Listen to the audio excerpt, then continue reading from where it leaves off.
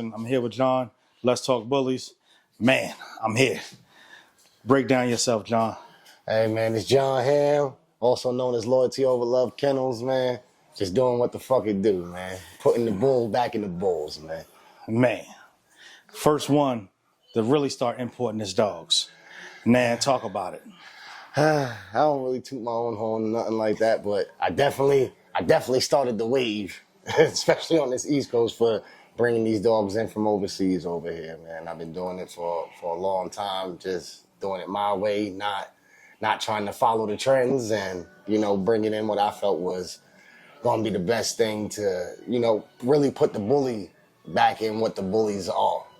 How you think that changed the game as far as over here, as far as the whole wave, as far as the whole China movement, cross seas movement, whatever, know what I mean? I think it cleaned up a lot of the garbage. Although there's still a lot of garbage that's out there, everybody has come across it, the thing that people go with, the popular thing that may not be the finished product, but I see the game going in the right direction. Like, people are finally starting to see, like, hey, you can make these exotics on a cleaner level and still keep those same features that we love about the exotics.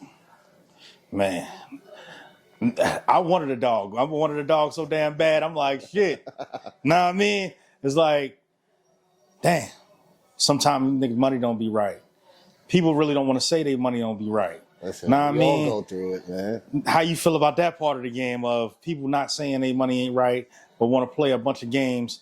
Far as, know what I mean? I think I gotta go with what J. Cole said, man. Pride is the devil. That should have really put a hold on you, because it's people that's producing high quality, but they know, with the times that fluctuates the price range of what things are going to be. Sometimes that dog that would have went for that 5K, he can't go for 5K right now based on what the economy is. You might have to let him go for that 25, even 15 to the right person. But that doesn't mean that your product is not where your product should be. It just means you got to go with the times. The objective of this business is to create quality and have this at a cost-effective price. If you're selling it for 20, 30, even more than that, that's a blessing for anybody. Anybody to make any money off of a dog is a blessing within itself. So people should just be, thankful that, the market may not be what it is, but at least they're still going. You just got to know how to make your product move. Man, but talk to him, John. Like, yo, it's hard, like, because I know a lot of people get in front of this camera and be like, yo, man, I'm only going to say this, I'm only going to say that. Know what I mean? But so far, I'm going to be honest, I shot the joint with Shiz, and we really crossed the path of losses. Know what I mean? Talk about the losses, Listen, and breaking it down with Delaware, Lee, and everybody else. Know what I mean? And it seemed like the bigger part is the losses to this game. A lot of people don't understand when they get in this game how many losses they're going to take before they even think about winning. It's not a get rich quick type of thing. Like, if that's what you get into this thing thinking, oh, you know what, I'm going to have one litter and I'm going to sell them for $1 million. Like, just stop. Don't breed it. Don't do it. Pick up a different type of hustle. Because before you get to where you may even think that you are in your head, before you really reach that maximum peak of anything, you're going to suffer a lot of losses because it's the trial and the error. You know what I mean? And with this business, it comes a lot of loss of money. You're going to lose a lot of money. You're going to lose a lot of time. You're going to lose friends. You're going to lose maybe even some family. But if you dedicated enough to it, it's going to pay off. It's definitely going to pay off. Shit, a lot of time I tell them about losses in family, because that's where it started. You're going to lose friends as you come up in this game. Somebody wanted you to be around because what you knew or what you got or whatever the case is. Now, I mean, I know you can run down on that. True story, man. They always want to be there, for the ride. Everybody want to be there. Hey, yeah, we with you when you up. Yeah. When you up and they feel like, hey, you at that seed that could be beneficial to us. Yeah. Mm-hmm. They want to be there. But when you losing, that's when you really find out who really mess with you. Let's put it that way. You'll really find out who do. Man. Talk about your program. My program? Where you came from, where you at now. Know what I mean? Before you even walked over there to China and got that stuff right there, like where you came from. Know what I mean? Like before I did anything with China, I had dogs. I was working a Judge bloodline that I had got from my brother Omar Moreno. I was already working Judge blood. That was what I was really familiar with. That's what I started with. He put me on to that, so I got to give him homage, because if it wasn't for him, I would have probably still been in the streets not knowing about the dogs. Hold on. Let's, before you even go to that, now I mean, spill out how the dogs change you from even being outside, playing outside in the streets. Now I mean, the transition is crazy. It's hard because I was used to, like I said, I was used to being outside, you know, and we all know what's part of being outside. You in a fast money type of lifestyle. I was used to that, but that took me a lot of times away from my family and my loved ones. So when I came home, my last time of ever doing any time, my bro Omar, I had met him. He was like, yo, you ever seen these?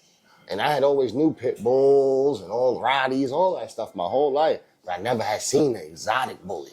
And when I seen that, I instantly fell in love, and he gave me a chance. He was like, bro, I'm gonna place this dog in your hands. Here, you run with it. And that changed my whole life. I said, bro, if I could do this, I don't need to do this and be outside. And I really turned it into a business. Now I got registry company, shipping company. I do a little bit of everything in the community, you know, with a lot of people in the U.S. and outside of the U.S.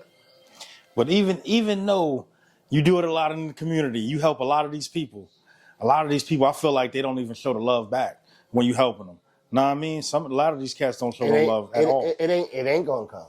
And you know, we all human. So as humans, we have a lot of level of expectations on things. If you live with expectations on how people should treat you based on how you would treat them, you're always gonna be disappointed. So I learned not to do that. You know, just because, you know, I would do something, I can't expect for somebody to do that back. I gotta still remain. I was caught up in a lot of that. Know what I mean? Like, yo, I did this, I did it. Know what I mean? And then, and then none of that never come back. Never come back. Now you angry, and and you know, friendships or even whatever they may be, those things are no longer what they used to be, because yo, I expected you to take care of me how I say expectation is a lot. Yeah. It's a lot. It's a lot. It's a lot. Nah, I mean, that's why I try not to expect nothing from nobody. If I do something for you, I did it out of the kindness of my heart. Yes. That's what it is. And if we handle in business and we got an agreement, as two adults, we supposed to keep our word on our agreement. That's it. You know, that's it. Man, like shit. That's it. How you feel about your program now? I feel now from where I started at. Like I said, I started with Judge Blood, with Omar. I had in my opinion, one of the biggest dogs on the East Coast, Chocolate Chip. I had got him from Leonardo Moreno, from Ironbound Bullies. That really kind of set my feet to get on fire, per se, put it that way. I started to see the dogs differently because I seen the type of dog I was already used to, and that was a clean exotic at the time, but it wasn't classified. Then I seen the Chocolate Chip, who was more extravagated. They didn't have the tail, but they had more of the bigger bone features and stuff like that. And I'm like, somehow, some way, I want both of these dogs to be in this. So from seeing where I came from and what I've done in the past to where it's at now, it's like a complete transformation, because it's again, it was trial and error, taking the older blood and bringing it more back up to the newer blood is what really did it for me.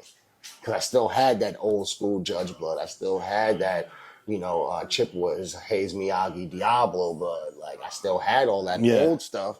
And I went back even older and went overseas and purchased direct Cholo daughters, stuff like that, that real old stuff. And I was like, you know what? I like the way that looks, but I want to bring it up to date. And I feel that a lot of dogs, when they go over there, people don't even know that they came from here first. Yeah. In the U.S. I'm not saying... The U.S. had everything. Yeah, like... But they gave it away. And now it's back. Now it's all back here. So now is the time. The crazy part is, I just feel like they've just helped them build a $1 billion business on something that... I'm going to say that was already here, that we couldn't get together to breed these dogs together to get what they got, and now we buying it back. Yeah, because it's... Nah, I mean, because nobody... It's the vision. Yeah, but that's the whole part of this game. Everybody said, "Yo, can we stick together? Can we stick together?" I look at the whole dog game. People rock with who they want to rock with. So I look it's at like it as people rock with the popularity, and the ones who don't rock with the popularity are the ones who are actually interested in producing quality. I actually seen a post that said straight up like, "Yo, oh, you got to be a part of one of the gangs that's in the dog game to get recognized in the dog game," and I don't feel that's true. I don't feel that's true either because I've been dolo my whole time, and I like to think that I've accomplished quite a few things, and I'm recognized. Listen, but I don't go and boast or think that I'm better than anybody because again, I'm a regular person. I like to do these dogs, and I do this because I love it, not because I'm going and trying to be a millionaire. If the millions come off of it, yes, absolutely, I want my part, but I do this because of what I love, and I'm trying to better what I feel the vision of the bully should go into. That's what everybody should be doing. Like every couple of years, you see the revolution of what the bully is, and if you're not evolving with the times, then you're gonna get left behind. And I'm just trying to, what's that next thing? What's that next thing? Stay ahead of it. all right. I see you refer to it as a bully. A lot of people refer to it as exotic, and it's already divided because it's all American bullies. So how can we get the outside world to understand our breed of dogs if we already divided on the inside? Because more people who are interested, like I said, interested in actual like quality of dogs and not just. All right, put it this way: there are dog people, and there are people who have dogs. So people who have the dogs that swear that they know this, that, and the third, but they haven't produced anything. You haven't been around enough things to actually have absorbed enough knowledge to know what certain things is, like genotypes, phenotypes, and all of that. Some people are just lost and stuck in their ways, not realizing that if we did actually stick together, what could we accomplish? You see so much division within the community when the objective really was for everybody to come together, have a good time with these badass dogs. But the game was already brought together. Was like, yo, all right, cool. Let's go out. Let's do dogs. Whether it was a game dog, whether it was a show dog, let's come together. And that's what the men did, and they brought their families to do it. And now you got a generation of dog people. Know what I mean? So now I look at that like, yo, all right, cool. Then we watch the young kids come in. Yeah, they a little wilder than us. They do this, they do that, whatever the case is. But they keep it going. They keep it going, and they let the level of money come to this game. Whether what they was doing, they brought it into the game. Know what I mean? Whether they made it, bam. The kids nowadays was putting the money to their ear, bam, like, oh shit, like, right. Now, like, yo, it's a different generation. Yeah, he's showing the money. But when the generation I came in, all right, cool. Don't show it. This is reward. The tax man ain't coming after us because we ain't showing a dollar. Know what I mean? Whatever you got, keep it. That's it. That's it. So I'm like, yo, where's the whole game going far as right now? I think it was a reset. Yeah, I think it's been a reset, and it's not right now, just right now, I could say. Just in my personal opinion, it's only my opinion. I feel that the game is more focused on the popularity aspect of the business rather than the quality, which should be the focus of the business. I think it should go back to the actual business aspect of the game, where people are taking more pride in their work and they're conducting more proper business, because there is so many things that go on in the community that make it a bad thing. You have the people who are scam you for a dog. They're online 1 million times, doing it to 1 million people. People are suffering. Then you have already the facade of how outsiders look at the bully community as it's a bunch of gang members, drug dealers, and people who, that shouldn't be there. So it's somebody that has to change the narrative and say, hey, it doesn't matter what walk of life you come from. We all could do this, and we all could do. I just seen somebody from overseas do the vet. I just jumped on his page, but he got all these bullies. I'm like, yo, I want my yard to look like that now. I'm like, all right, cool. We got rid of the bulldog looky bullies. Know what I mean? We got that up out of there. We cleaned that up. All right, now I want my dogs to look like that. Rhinos. he had rhinos on his page, and it was like, oh shit. Nah, I mean, John got some of the craziest dogs, but I feel like John don't get the credit that he need to get. I don't even show him like that. I'll be honest. I don't even be online. For Kev to even get me on here right now is like, man. I'm like, yo, I'm already here, John. Let's get it. Let's go. Like, yo. Like, man, bro, I don't be online. I don't get on live. I don't do nothing. People that come over, if they take the time, when they leave, they're like, yeah, bro. Like I walked through the door seeing God Bull. Man. Yeah. One of the illest dogs that came to the U.S. I ain't even gonna hold you. That was my guy, man. He left behind a crazy legacy. And that red police blood, for those that don't know it, man, y'all better get to know it, because the stability in that DNA, it's insane. It's insane. I think it was crazy that you threw a show and you was able to bring them people over here. And a lot of people missed that chance of even dipping in that pool directly from them. Now, I mean, not saying skip over you, but they got able to see the different people, like Chinese people, and I don't want to say nothing crazy, but they came over here and they came with respect. Yeah. But I think a lot of people missed the chance of just meeting different people like that. You got people coming from Brazil and everywhere else to the shows, and just because you don't rock with this person, or you miss your whole opportunity and meeting new people. Right. Like I said, I brung some of my business partners that are in China. I brung them out here. I brung people from Brazil, because these are all people that I've already established business relationships. Yeah. I do a lot of business with China, Brazil, and the UK. So to bring them over is like, hey, look what we do here, so that we can do this over there as well, and that's really the lines that you want to create, you don't want to be stuck.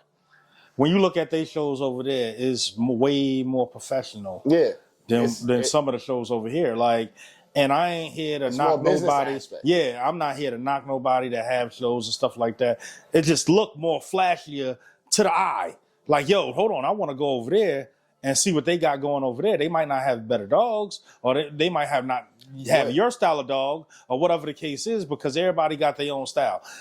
With Let's Talk Bullies, you will always see a different crowd of people talking about different style of dogs. That's what I'm trying to bring to the whole public, because like, yo, I like to bully a dog, but what's your definition of bully? Right. You know what I mean? Everybody has a different one. Yeah. Everybody. And that's the whole thing. I'm like, man, listen, where are we going from here? Know what I mean? And I can ask that a whole bunch of times, but you're going to get 1,000 answers. That's a fact. Out of the one question. Know what I mean? So I'm like, all right, cool. I got to go over there and interview John. Know what I mean? Real quick. I don't feel like it's an interview. I feel like we just having a conversation. Yeah. I think now, because we definitely got to close up. We definitely got to, know what I mean? John was like, yo, this is a crazy, crazy idea. Just to go around and talking to people. Like, even he didn't even want to get on the camera. Yeah, I don't be on it. But just to have a great conversation to enlighten other people. Like, because like I tell everybody this is why I started doing this, because I went back to work. Know what I mean? Like, I ain't working years. Know what I mean? Not saying I was outside doing all the outside stuff. I wasn't working because I'm like, yo, people need pictures. So that was my job. Like, and breeding dogs is consistent work, but not clocking into no job. So now that I clock into a job, it's like, yo, all right, cool. What I want to do is get back to the community and start talking to the community more and getting their insight and letting these other people know what we do. Word. Know what I mean? So, like, I think it's going to be a part 2. Know what I mean? And I hate to say a part 2, but now he get the feel of what I'm introducing everybody to. I'm coming back. It's like, yo, all right, cool. I really want him to grab one of them bulls so he could show y'all what he really working with, and we go off it like that. Show him one of them dogs, John.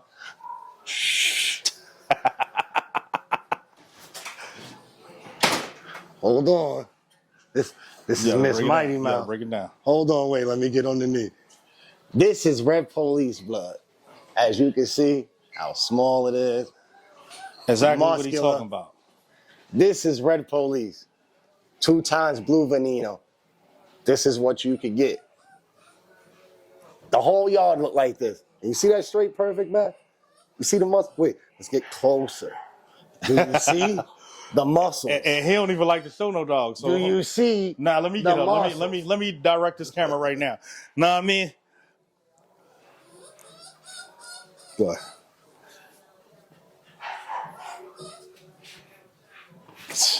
Let me not. I almost dropped it. Let me not drop it. But yeah, this is what we doing on this side, man. Y'all stay tuned. I'm coming back for another episode. That's what we talking about. This is my boy John. Let him know your kennel name, John, because you got to get back in this camera real quick. It's John Ham on Facebook. Loyalty over love kennels on IG, man. Tap in with me. Let's talk bulls. We getting ready for the next interview. Let's go. You already.